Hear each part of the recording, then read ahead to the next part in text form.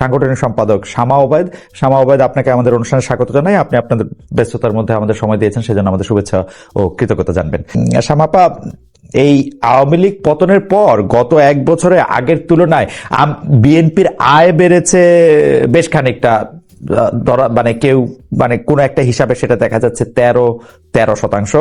আপনার নিজের এবং দলের আয়, সবারই আয় এই হারে বেড়েছে কিনা? এবং যে প্রশ্নটি ইদানিং আমি সবাইকে, বিশেষ করে বিএনপি সবাইকে করছি, যে দলের নিজস্ব আয় এবং ব্যক্তিগত আয়, সেটি আসলে আপনারা কিভাবে ব্যাখ্যা দিবেন? দলের প্রধান যারা আছেন তারা আয়টা কিভাবে করছেন? এই সময় আপনাদের ব্যয়, আয় কি অবস্থা, এটি বেড়েছে কিনা? আপনি ফুল টাইম রাজনীতিবিদ কিনা? ধন্যবাদ আপনাকে। দেখুন, বিএনপি তো অনেক যথেষ্ট পুরনো একটা দল। এখানে অনেক প্রবীণ রাজনীতিবিদরা আছে যাদের full time occupation politics, occupation না, ফুল টাইম তারা 24 ঘন্টা রাজনীতি করেন। আবার অনেকে আছেন যে তাদের একটা প্রফেশন আছে, তারা রাজনীতি ও বিএনপির সাথে জড়িত আছেন। আয় ব্যয়ের হিসাব, আমি ব্যক্তিগতভাবে আমার আয়ের কথা যদি বলেন, আমার আয়ের চেয়ে ব্যয় অনেক বেশি। আমার বাবার যেরকম ছিল, হ্যাঁ, তো আমারও আয়ের চেয়ে ব্যয় অনেক বেশি। রাজনীতি অনেক এক্সপেন্সিভ হয়ে গেছে। আপনি যদি নির্বাচনী এলাকা বলেন বা অন্য সহকর্মী আছে, আপনার যদি নির্বাচনী এলাকা থাকে তাদের টেক কেয়ার আছে, বিভিন্ন জনের পাশে দিয়ে থাকতে হয়, আপনার অবশ্যই এটা ব্যয়বহুল একটা ব্যাপার। সেখানে তো এটা একটা পার্সোনাল দিক থেকে আমি বললাম যে যেসব রাজনীতিবিদরা রাজনীতি করেন ফুল টাইম এবং তাদের একটা প্রফেশন থাকাটা জরুরি আমি মনে করি, কারণ একটা আয়ের উৎস তো দরকার। আমি ব্যক্তিগতভাবে আমার একটা আয়ের উৎস আছে, তো আমি হয়তো সেটা করতে পারি, বাট সেটা আমি আমার ব্যক্তিগত ব্যাপার বললাম। দলে তো এটা আয় আছে, আমাদের আয় কিভাবে আছে সেটা তো আমাদের ব্যাংক অ্যাকাউন্ট আছে, সেখানে আয় ব্যয়ের হিসাবটা জমা হয়, রিসেন্টলি জমাও দিয়েছে। এখানে আমাদের সদস্য পদ নবায়ন হয়, আমাদের বিভিন্ন দেশে যে আমাদের ওয়ার্ড পর্যায়ে নেতা কর্মীরা, ইউনিয়ন, উপজেলা, জেলা, ইভেন কেন্দ্রীয় এক্সিকিউটিভ কমিটি যারা আছে, তারাও এই ফান্ডে তাদের যাদের দলীয় পার্টির যে ইয়েটা দেওয়া হয়, তারা কন্ট্রিবিউট করে, সেটা তারা করছে, যে অ্যামাউন্টটা তাদের ধার্য করা আছে দল থেকে। এবং ধরেন আমার এখানে দুইটা প্রশ্ন আছে। একটা প্রশ্ন হচ্ছে, আমরা বিএনপির আয় দেখতে পাচ্ছি 1 কোটি থেকে 5 কোটি বা 6 কোটি, আমি যদি এরকমও ধরি, এটা রাফ হিসাবে আপনারা যে আয়টা দেখাচ্ছেন, কিন্তু আমরা দেখতে পাই কিন্তু বিএনপির মতো বড় দলের একটা বড় সভা, বিভাগীয় সভা হোক, কোন একটা নগর কেন্দ্রিক একটা সভা হোক, সেই সভাতেও কখনো কখনো এর চেয়ে বেশি টাকা খরচ হয় বলে কেউ কেউ আমাদের বলে থাকেন। আর দ্বিতীয় প্রশ্ন হচ্ছে, আপনি এটা ঠিকই বলেছেন, রাজনীতি এখন একটা ব্যয়বহুল ব্যাপার হয়ে দাঁড়িয়েছে। তার ফলে কি এখন শুধু আপনারা যারা বড় লোক আছেন তারাই শুধু রাজনীতি করবেন, আমরা রাজনীতিতে আসতে পারবো না? না, অবশ্যই না। আমি নিজেকে বড় লোক বলছি না, আমার একটা আয়ের উৎস আছে। এখন ব্যাপার হচ্ছে কি, শুনেন আমি বলি, এখানে আপনার যে কোনো একটা পাবলিক মিটিং করতে হলে বা যে কোনো একটা সভা করতে হলে অবশ্যই সেখানে টাকার খরচ হয়। সেখানে অনেকে ব্যক্তিগত পর্যায় থেকে কন্ট্রিবিউট করে, যারা অ্যাফোর্ড করতে পারে, দলকে কন্ট্রিবিউট করে, যারা দলের অ্যাক্টিভলি দল করে, তার নিজের থেকে করে। এটা যদি আপনি এটা দলকে ভালোবেসে করে, দলের নেতা হিসেবে করে, দলের কর্মী হিসেবে করে, অনেকেই করে। এখন কিন্তু আপনার হাসিনা যাওয়ার আগে পরে সব মিলিয়ে যদি আপনি ধরেন, গত কয়েক বছরে কিন্তু বিএনপির প্রত্যেকটা সবাই কিন্তু আমি যত নলেজে আছে আমার, যে এটা যে সেন্ট্রাল থেকে যে টাকা দেওয়া হয়েছে বিভিন্ন জায়গা থেকে লোক আসার জন্য বা অঙ্গসংঘ, তা কিন্তু নয়। অনেকে কিন্তু নিজের পকেটের পয়সা খরচ করেও তখন এসেছে।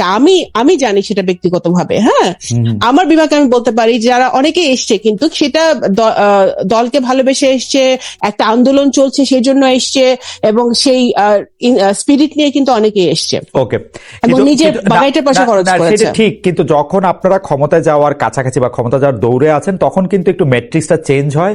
যারা নিজের থেকে আসে তারা একটা সুদূর প্রসারী চিন্তা ভাবনা নিয়েই আসে। যেমন আমি যদি এখন আমার বন্ধুকে চিন্তা করি, যে আসলে এখন বিএনপি সভায় যাইতে চাবে, আপনাকে অনেকগুলি টাকা দিয়েই যাইতে চাবে আপনার পাশে শুধু বসার জন্য, তার একটা স্বার্থ থাকবে। সেই জায়গা থেকে আমি এটা বলতেছি যে মানে আপনারা এটা স্বচ্ছ ওই রাজনীতি দেখেন, ওই রাজনীতি থেকে তো আমরা বেরোয় আসতে চাই। দল আমি মনে করি ওই ধরনের পলিটিক্স আসতে তো চান, মানে আমি মনে করি দেখেন, দলে এখন যাদের এই দল যে হার্ডলাইনে গত 1 বছর ধরে আছে হাসিনা পালিয়ে যাওয়ার পরে, যেমন ধরেন যেখানে যেটা র্যান্ডম শুনছে বহিষ্কার করা হচ্ছে, ব্যবস্থা নেওয়া হচ্ছে। যারা দলে পুরনো আছে তাদেরকে দেশে বিদেশে যারাই অনেকদিন ধরে কাজ করছে তাদেরকে মূল্যায়ন করার চেষ্টা করা হচ্ছে। তা আমি তো মনে করি যে নতুন কাউকে তো আমি আশেপাশে এখন পর্যন্ত দেখছি না। যারা পুরনো এতদিন ধরে 17 বছর ধরে সংগ্রাম করছে তারাই আমি দেখছি। নমিনেশনের সময় আপনি বহু নতুন মুখ দেখবেন, সেটা সব বড় দলই দেখা যায়, তারা নমিনেশন চাইতে আসে। কিন্তু এটা দলের উপর ডিপেন্ড করে যে দল যে কর্মী বা যে নেতাটা দলের পিছনে শ্রম দিচ্ছে বা কাজ করছে তাকে নমিনেশন দিবে না একজন নতুন কাউকে দিবে। তো সেটা আমার ব্যক্তিগত মতামত হচ্ছে যে দল এখন ইটস অ্যাবাউট টাইম যে এই শিফটটা হোক। শ্যামাপা, এই পর্যায়ে এটা আমার শেষ প্রশ্ন, মানে রাজনীতি তো আর পেশা হইতে পারে না। মানে ধরেন আমি যদি এখন একটা দলের রাজনীতি করি, ওকে আমাকে বেতন দিবে, টাকা দিবে, মানে টাকাটা আমি কই পাবো? ধরেন আমি এখন সাংবাদিকতা করে কিছু টাকা পাই, আমি এখন পলিটিক্স করতে গেলাম, আমি এটা বুঝতে চাইতেছি যে এই পলিটিক্স করতে গেলাম, ধরেন বিএনপি করতে গেলাম, ধরেন হাসান ভাইয়ের দলই করতে গেলাম, ওইটা থেকে আমি টাকা পাবো, মানে এটার হিসাবটা কি? বিদেশে শুনেন, বিদেশে কিন্তু অনেক পলিটিক্যাল পার্টি আছে, বিভিন্ন দেশে they get paid for it, তাই না? তারা বাংলাদেশে তো বিএনপি বা আওয়ামী লীগ বা জামাত, আমি জানি না পায় নাকি, এরকম কোন দল কিন্তু কোন দল থেকে কোনো টাকা পয়সা আমরা দেওয়া হয় না। কমিউনিস্ট পার্টি পায়, ভালো কথা, দেয়ার লাকি, তারা পায়।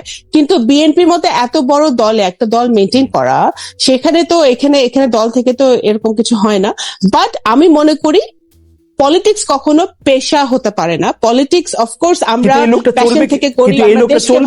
এই লোকটা ঘরের মানে বউ বাচ্চারা খাওয়াবে কি করে?